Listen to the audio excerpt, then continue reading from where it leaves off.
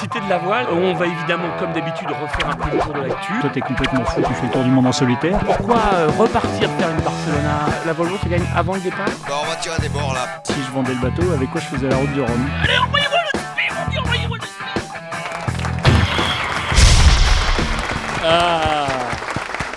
Salut à tous. Salut à tous.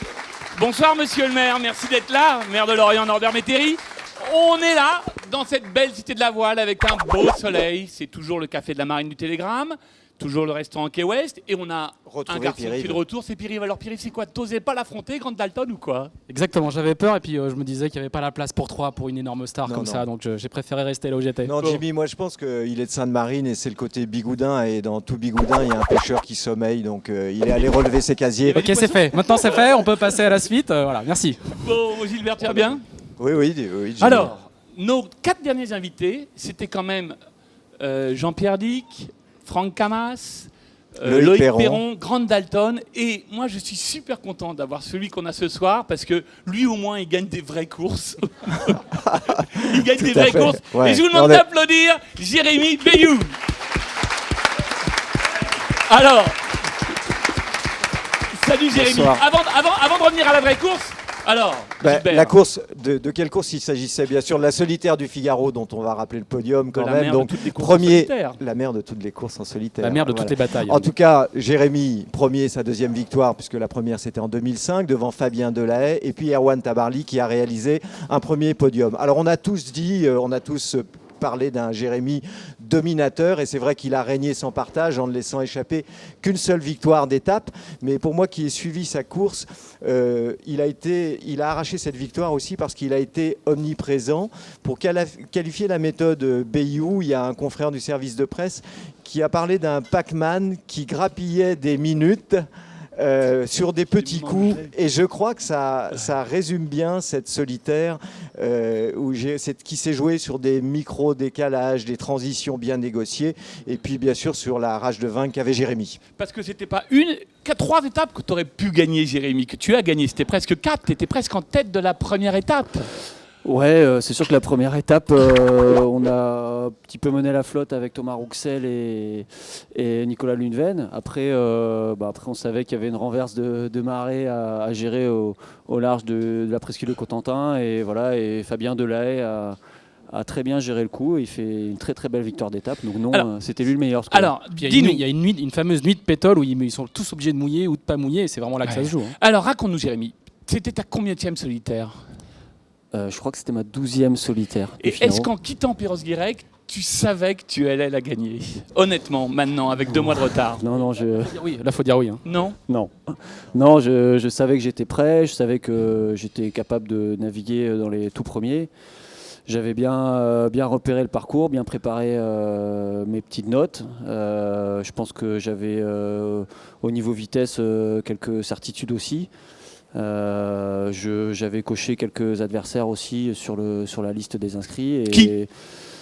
Ceux qui sont devant, je crois que le classement il est pas loin de ce à quoi moi je m'attendais au départ. Par exemple Fabien, je savais qu'il allait vite, et je savais que sur un parcours comme ça où il n'y avait pas de grosses options, il allait être dans le paquet et il allait toujours réussir à sortir du paquet en tête. Et voilà, on savait que ça serait comme ça. Ouais. Est-ce qu'il y a des marins qui t'ont surpris par contre? Est-ce que notamment chez les Bisus, il y a eu quelques extraterrestres qui ont fait des prouesses? Est-ce qu'il y a des marins en général qui t'ont pu te surprendre? Bah oui, c'est sûr que Morgan Lagravière, il fait 6e au général. 7e, c'est Paul Meillat, un équipier dont c'était que le second Figaro aussi. Polo, il a 2 doigts de gagner une étape, et puis Paul Meillat, Morgan Lagravière, Fabien Delahaye. Les Bleus ont mis le feu. 3 anciens garçons de l'olympisme. Est-ce qu'il y a une nouvelle génération de ce point de vue-là? Parce que t'es pas très très vieux, mais tu as quand même déjà 12 Figaro au compteur. Eux, ils arrivent. Je te remercie. J'ai dit que t'étais pas très très vieux avant. Quoi. Merci. Enfin, le premier, t'as commencé très jeune. Le premier, t'avais quoi? T'avais 20 ans? Oui, voilà. Est-ce que de ce point de vue-là, il y a vraiment une nouvelle génération avec des méthodes de travail différentes, avec une culture différente, ou est-ce que un figariste, ça reste un figariste? Je crois qu'au bout du compte, un figariste, ça reste ou ça devient un figariste, et qu'il y a quelques réflexes qu'il faut acquérir. Après, je pense que Notre expérience à nous et l'expérience qu'on transpose dans les centres d'entraînement, donc il y a quand même 3 centres d'entraînement en France, fait que peut-être par le partage des infos, ils arrivent plus vite à acquérir justement, à devenir des vrais figaristes. Et comme en plus ils viennent avec de l'expérience de l'olympisme, et qu'en plus, comme il faut être en tête au bout de dégagement, et que c'est un vrai plus, ça. Je pense que c'est un vrai plus. Mais justement, quand même, tu as dit cette victoire, c'est celle de l'expérience et de la maturité. Alors, est-ce que justement, c'est ce qui a fait la petite différence? Ouais, parce que je savais qu'il fallait être en tête au bout de dégagement et que ça allait être très serré, qu'il fallait que ça allait jouer dans le paquet, qu'il y avait très peu de grandes options à faire.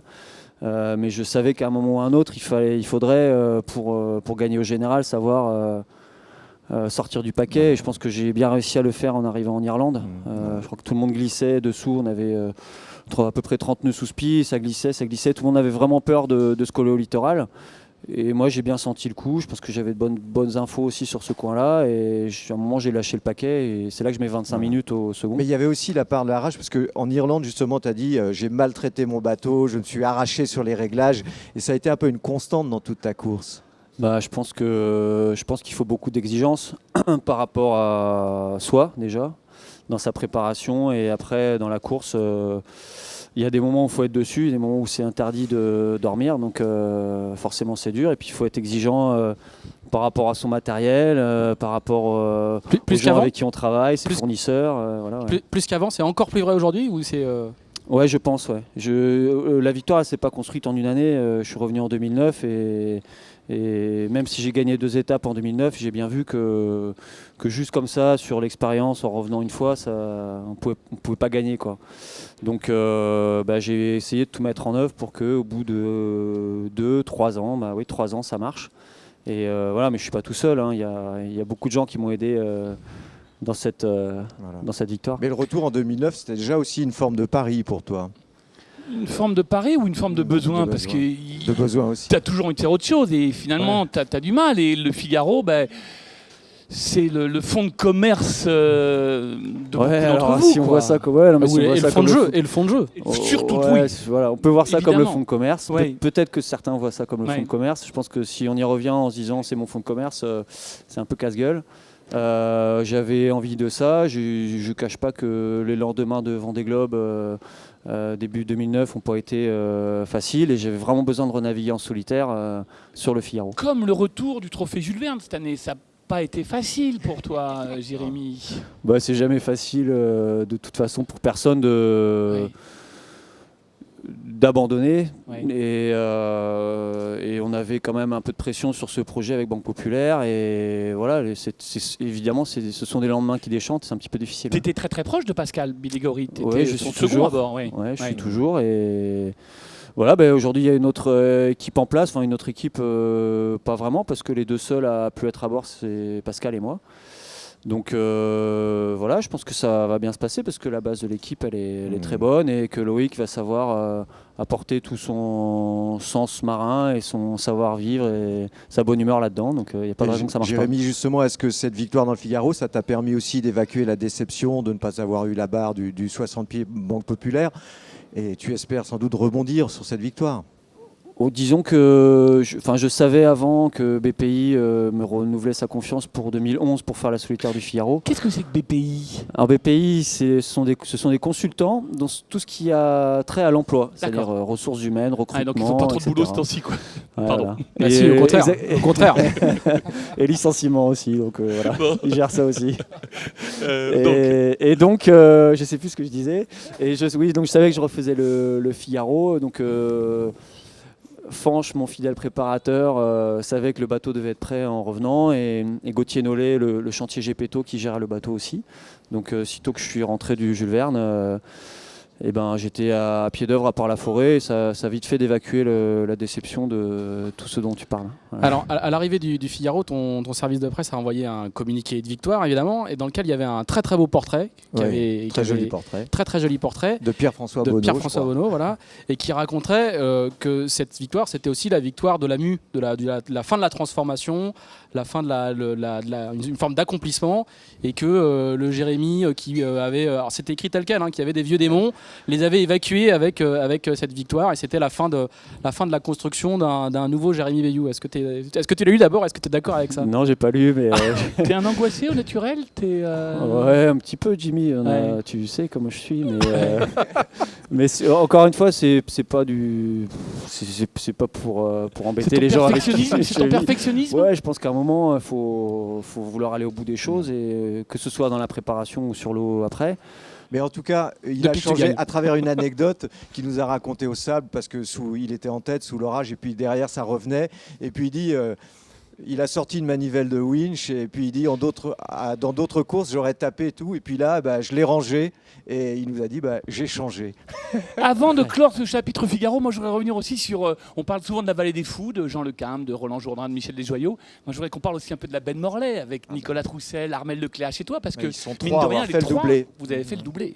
Ouais, mais écoute, voilà, comme quoi d'apprendre à naviguer Vos parents au milieu des cailloux, les parents, mais je pense que nos parents, à tous les trois, c'est les Troussel, les Lecléache et les Bayou, c'était pas de la compétition, c'était de la croisière, quoi. Donc avec nos parents, c'était ça, et puis on a tous fait un petit peu de dériveur à côté en plus.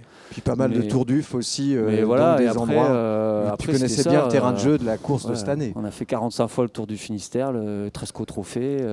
C'est un peu bête à dire, mais cette année, quand on remonte le four, je ne sais plus dans quelle étape, dans la dernière, tiens d'ailleurs, et qu'on passe côté continent, côté le Conquet, c'est des trucs qu'on fait autour du Finistère. Je donc, peux vous raconter l'histoire? on n'est pas perdu. Vas-y, Jimmy. J'ai traversé une fois le four à bord. Putain, c'était le Bayern de Munich. Il y avait Isabelle Autissier, Pascal Real Binegori, Jérémy Bayou, Nicolas Troussel, Erwan Tabarly, et puis Laurent Pagès. Et c'était Isabelle qui était en charge de la navigation. À un moment, elle était perdue. Nicolas Troussel a dit « Attends, je prends les choses en main ». Et il nous a fait traverser le four les yeux fermés. Il a dit « Là, il faut virer, là, il faut virer, là, il faut virer ». J'avais été vraiment impressionné par cette équipage. L'actualité toute récente de Jérémy, c'était le trophée Clairefontaine. Et je voulais qu'on parle du trophée Clairefontaine, les gars, parce que comme le Figaro est la mère de toutes les régates en solitaire. Un tout petit mot pour dire quand même que ce soir on a l'escale du Tour de Bretagne. Voilà.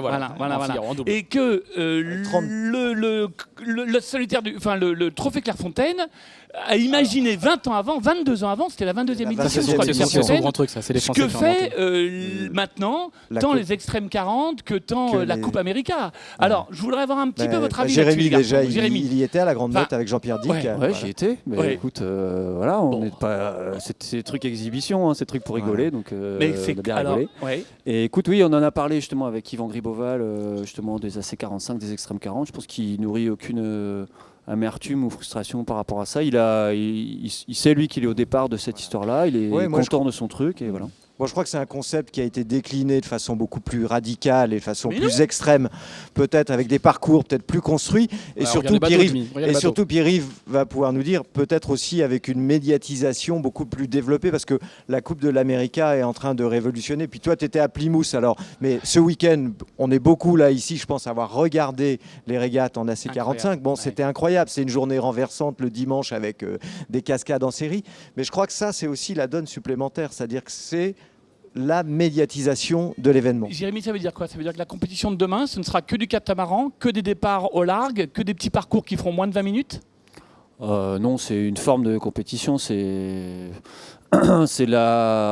Pour moi, c'est quand même un petit peu de la régate exhibition. Je pense que la Coupe de l'América avec les 72 ou 75 pieds, 72, où ils vont peut-être raser une ou deux fois la côte, mais ça va pas être tout le temps quand même. Quand il fait beau, ouais. Donc non, c'est une forme de spectacle. Il faut pas oublier ça. C'est important de le faire, mais après la course au large, c'est au large. Donc j'étais mercredi à Plymouth. En Et voyage où d'études. En voyage d'études d'ailleurs, il faut que je mette mon t-shirt parce que j'ai promis aux Chinois à qui je naviguais que je mettrais mon t-shirt, donc je vais vous laisser la parole.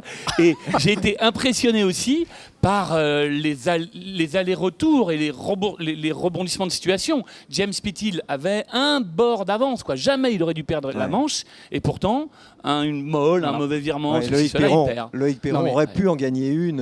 Jérémy n'aurait jamais perdu la manche sur un plan d'eau normal. C'est pour ça que le débat qu'on a déjà eu plein de fois ici sur est-ce que c'est de la voile C'est même spectacle ou pas. Là, par exemple, sur les AC45, moi je suis allé à Jimmy fait son Cache street, Cache. On prend des départs.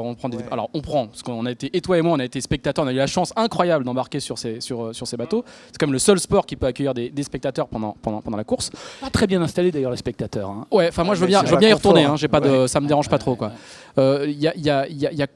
C'est de la voile spectacle peut-être, mais il y a Russell Coutts. On prend un départ. Sur la ligne de départ, il y a Russell Coutts, il y a James Pithill, il y a Bertrand Passé, il y a Loïc Perron. Et ces gens-là, ils viennent pas là pour faire du spectacle. Ils viennent pour la compétition pure. Ça, c'est la première Ce qui a chose. changé par rapport au C'est trophée, vraiment c'est les équipes. Ça, c'est la Prestigieuse. première On l'a chose. fait, Et l'autre différence, à mon avis, Ils par sont tous venus sur rapport Tour de au trophée France. Clairefontaine, l'autre différence, c'est les outils, le marketing qu'il y a autour de ça. C'est-à-dire que c'est pas des bateaux blancs. C'est des bateaux spectaculaires, beaucoup plus spectaculaires que les bateaux du Clairefontaine, qui vont vite, qui lèvent une patte avec 8 nœuds de vent. C'est des parcours complètement différents. C'est une explication de la course qui est complètement différente. Et de ce point de vue-là, Mark Turner avait fait, sur le circuit des Extrêmes 40, avait expliqué beaucoup de choses. Les bateaux viennent, à Cache par exemple, la bouée de dégagement du départ, puisqu'il y a une bouée de dégagement, puisqu'on part au largue, elle est positionnée pour que la première manœuvre ait lieu 60 secondes après le départ. On ne dit pas elle sera toujours à 200 mètres ou à 500 mètres. On dit la distance doit être 60 secondes parce qu'au bout de 60 secondes, les bateaux doivent manœuvrer. Et tout est pensé pour le public et aussi pour la télé. Et ça, c'est en fait la vraie nouveauté est là. T'es prêt à faire ça? C'est T'es prêt à terrible rentrer pour les dans cette équipiers, voile-là? hein. Ouais. Ouais, Ah oui, écoute, ils ont- Oui, mais c'est terrible, mais ils en souffraient, les redemandent. miens. Ils en redemandent. Ils Ouais. sont les premiers convaincus et les premiers éclatés, c'est ceux qui naviguent. Non, mais c'est génial. Il n'y a pas de souci. Hein. Après, je pense qu'il faut de tout pour faire un monde et qu'on a besoin de ça. On a aussi besoin de voir des gens partir loin. Oui, mais et le revenir débat, il n'est longtemps pas avec la après. course au large, évidemment. Voilà, hein, mais, mais non, ce sont des bateaux géniaux et les formats des courses en plus sont assez variés. Donc il y a du match racing à la fin. Je crois Ouais, il y a que- des runs, il y a des runs, Du match racing, ouais. racing en catamaran, les gars, c'est comme faire du ski. arrête, Non, mais c'est vrai, écoutez, Ouais, c'est plus le même sport. C'est plus le Eh même ben non, sport. les temps Et changent. Et c'est un show. Oui. Ce ne sont plus les régates, ce sont des courses à la voile. voilà. Tu vois, et je suis pas certain que finalement Que ce la soit la Coupe construction, América, quoi. l'intelligence qu'il Ouais. fallait pour une régate et tout, elle existe encore, quoi. Tu vois, quoique C'est- ils c'est- savent construire les mecs qui courent. Ouais, hein. ouais. Et puis, Et puis, tu as vu qui est premier, qui est en tête. quoi. Ouais, voilà. Oui. Ouais, quand même, Team New Zealand, Juste au passage. Oracle James Spithill, et on voit la capacité d'adaptation dont nous a parlé Grant Dalton, de ces skippers-là qui étaient sur des monocoques au multi, quoi. Je pense que ce sont d'autres réflexes de match racing qu'on avait fait il y a 3-4 ans avec Groupama et Banque Populaire, une session de match racing à deux avec les Ormas. Au début, on s'est dit on va pas faire de match racing, ça va pas être serré, ça va pas être intéressant. Et à la fin, c'est des entrées à 30 nœuds l'un en face de l'autre, des séquences de dialogue avec des marches arrière à 10 nœuds. Il faut quand même savoir tenir son bateau. Les phases d'arrêt sont compliquées en multicoque. Bah là, sur de ces pas bateaux-là, perdre ils ont un beaucoup problème, de c'est que le bateau s'arrête pas.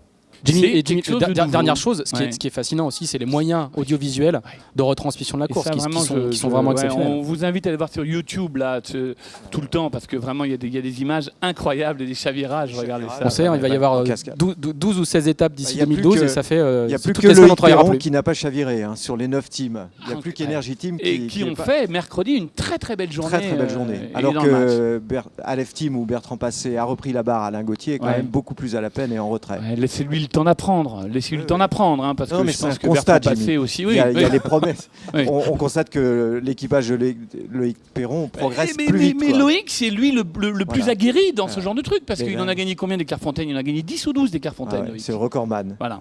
Ouais, mais Et il faut dire quand même qu'il a gagné cette fois, c'est Charbonnier, un régatier de la voile olympique, devant François Gabard.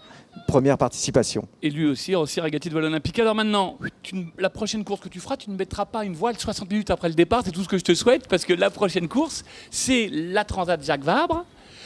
Alors, on sait qu'elle part du Havre. Est-ce qu'on sait où elle arrive? Est-ce que tu sais où elle arrive, toi, Jérémy? Ouais, Parce non, que mais c'est un vrai je crois petit que vous êtes souci. mieux Racontez-moi informé que ça. moi, Ouais. donc, ouais. Ah, écoutez, il y a eu beaucoup de bruit qui ont couru les pontons, mais je peux vous dire effectivement qu'elle va arriver au Costa Rica et donc Le vraisemblablement bruit, c'est à qu'elle Puerto- n'arrivait plus. c'est Et qu'elle n'arrivait plus plus. au Costa Et Rica. c'est vrai que les organisateurs ont cherché une autre destination.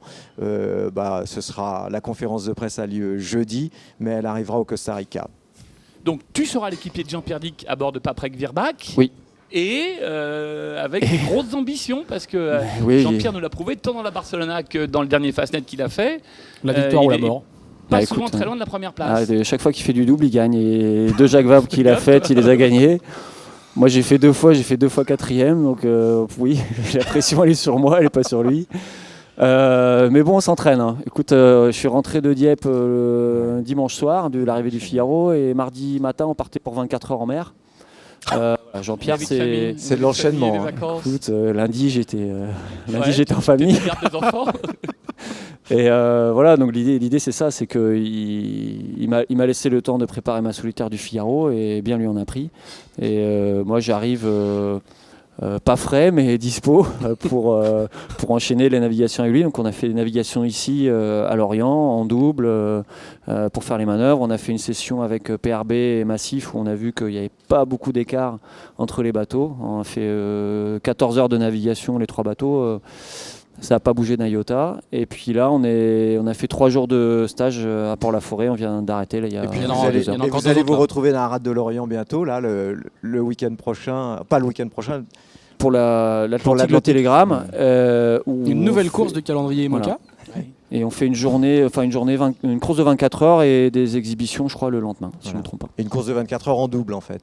En double, ouais. Donc non, c'est tonique et c'est pas du tout la même approche physique que le Figaro parce que ce sont pas les mêmes charges et c'est des bateaux où quand même tu passes ton temps à remplir les ballasts, vider les ballasts, trimballer les voiles. Donc voilà, c'est physique. Alors, est-ce que tu as repris, entre tes entraînements, ta vie de famille et la fin du Figaro, est-ce que tu as repris ta petite mallette, ton attaché Et caisse, la livraison de temps en temps des sacs d'Anna quand même. ton costume et tu es allé revoir tes contacts de potentiels de sponsors en disant voilà, je ne suis plus le même homme, j'ai un deuxième Figaro dans la mallette. Écoute, Est-ce que ça sert? J'ai pas trop lâché la mallette, ou plutôt la personne qui s'occupe de faire ça pour moi n'a pas arrêté. On avait effectivement déjà des bons contacts avant la solitaire. Et ces gens-là étaient au courant que je faisais la solitaire, donc ils ont vu ce qui s'est passé. On peut pas rêver mieux là. Ouais, donc j'ai pas eu besoin d'aller les voir à la rentrée, ils sont tous venus. Sauf que voilà, et tout le monde vient, mais que les réunions de rentrée et les conseils d'administration dans les entreprises à la rentrée ont été un petit peu Chahuté, difficiles. Ouais. Donc C'était pas avec la Société Générale voilà. que tu les auras rien à faire. Non, mais non, mais voilà, il faut que tout le monde est prêt de Et son temps de porte-monnaie. griller. on va Il est dire. trop tard maintenant pour Ouais. faire un nouveau bateau, quoi qu'il arrive. Écoute, je me suis renseigné parce que je m'attends à tout. Ouais. Je crois qu'on est capable de faire un bateau en 7 mois. Ouais. Donc, Des joyaux. oui, Mais il y a encore des bateaux qui Michel est t'intéressent. capable de me faire un bateau en 7 mois. Il y a des bateaux qui t'intéressent sur le marché encore aussi. Non Si je trouve de l'argent et qu'il reste des bons bateaux disponibles, je referai le Vendée Globe. Il faut que les 2 conditions soient réunies. Donc il y avait un marin qui avait mis une option ces jours-ci mais qui ne l'a pas levé. Ouais. C'est quoi les 2 autres alors? Strelia Dame et Briter. Voilà. D'accord. Il y en a d'autres, mais l'idée c'est d'essayer de trouver un bateau qui soit prêt et qu'on n'ait pas beaucoup de travaux à faire dessus. Tout simplement parce qu'au niveau timing, ça serait. Bon. Écoute, c'est tout le mal qu'on te souhaite, Jérémy. 1, donc 2, on va te voir le week-end prochain à Lorient pour des régates exhibition. Et vraiment, venez nombreux parce que ça a de la gueule. Il y aura quoi? Il y aura Ils vont huit- faire une il y aura 200 huit 000, hein, Moka c'est le prix azimut. Oui. Je- Il y aura un beau plateau. C'est pas ouais. exhibition, c'est au calendrier. Oui, oui. enfin, donc Ouais, il y aura ils vont 8 faire Moka. une Ouais, 200 peut-être 000. un petit peu moins, un ouais, petit peu moins, 5-6. Ouais. Ouais. Et puis, la Jacques Vabre, et on te souhaite le meilleur, quoi, le meilleur pour que tu puisses faire ce Vendée Globe qui était lui aussi resté un petit peu sur la gorge la dernière fois. Mes amis, le temps passe, et même Grant Dalton connaît la rubrique Lift or Header, ado ou refus. Alors, à toi l'honneur, Jérémy, est-ce que tu as travaillé un petit peu ça? C'est une ado, c'est un refus, c'est... Écoute, c'est un petit peu entre les deux. Il y a un changement d'organisateur à la solitaire du Figaro. Et juste dire que cette course-là, voilà, il y a des régates exhibitions, c'est une chose, mais c'était la 42e édition de la Ouais, solitaire ouais. du Figaro cet Il y a été. une âme, il y a une belle âme. C'est une dans cette classique, course. donc essayons de garder effectivement le format, un petit peu l'âme. Pas d'envoi de au bout de 60 secondes. Peut-être les personnes qui ont fait cette course-là. Donc Ouais. voilà. Qu'on De toute façon, embrasse. la Ouais. recette Et- est d'une efficacité redoutable. hein. La Pour caresse. ceux qui travaillent au mois d'août, les matinées ou les arrivées de solitaire du Figaro, c'est effrayant. Quoi. Ouais. On annule les réunions, on arrête de bosser et puis on reste accroché de Mais- manière absolument terrible. Pierre-Yves, toi, c'est un sale refus. Alors moi, c'est Ouais. ni ado ni un refus. C'est un pour hommage. saluer la mémoire d'un marin qui est qui a perdu la vie en début de semaine, qui s'appelait Jean-Marc Allaire, qui devait prendre le départ de la Mini Transat et qui est tombé à l'eau et qu'on a retrouvé lundi sur une plage de l'Esch-Cap-Ferret. Que j'ai bien connu parce qu'il avait commencé à faire du gros bateau dans la filière Île-de-France. Tu as dû naviguer avec lui, tu vois, sur Île-de-France. C'était un type sympa, un menuisier. Il avait un père très sympa qui était toujours proche de lui. On pense bien à lui, on pense bien à la famille. Et ça va plomber un peu, j'imagine, le départ de cette Mini. 25, dont on parlera évidemment dans 15 jours. Gilbert, à refus. C'est plus un petit coup de chapeau ou un petit clin d'œil. Vous savez que Franck Hamas, il a reçu ces jours-ci le Grand Prix de l'Académie du Sport qui récompensait en fait le plus bel exploit sportif. Non, c'était Usain Bolt. Donc c'était quand même un assez beau niveau. Attention au faux départ. Le plus bel exploit sportif en 2010. Il reçoit aussi la Légion d'honneur. Il va partir au tour du monde bardé de médailles. T'as pas dit ça tout à l'heure. T'as dit que c'était la même médaille que Robert Bourgi. Ah pardon, oui. Et moi, alors ce sera une ado aussi, les amis. Qui lui remet Ce sera une ado qui lui remet. Est arrivé chez Sam Davis et chez Romain Athanasio. 3 kg 430, un petit Rubin. On souhaite bon rétablissement à la maman. On aimerait bien que le père arrête de faire ses bêtises et puis retourne à la maison s'occuper un peu des enfants. On vous embrasse, on vous remercie. C'était le Café de la Marine avec Jérémy. Merci. Bye bye. À la prochaine fois. On ne sait pas qui encore la prochaine fois. On sait pas. C'est l'actu qui décide. On hésite entre Grant Dalton, Jérémy Bayou, c'est peut-être Russell Coutts ou Paul Caillard la prochaine fois. Voilà. Bye bye. Est-ce qu'il y a des questions dans le public, mes amis? La prochaine fois, je vous promets, ce sera peut-être pas ma tournée. Oh, quoique! J'ai dépassé de 2 minutes 54, Pierre, mais t'as encore un petit peu de bande. Jimmy, les verres sont déjà sur le comptoir. Un grand moment de vidéo. Bon vent belle-mère, c'est ça? Voilà, ciao, ciao.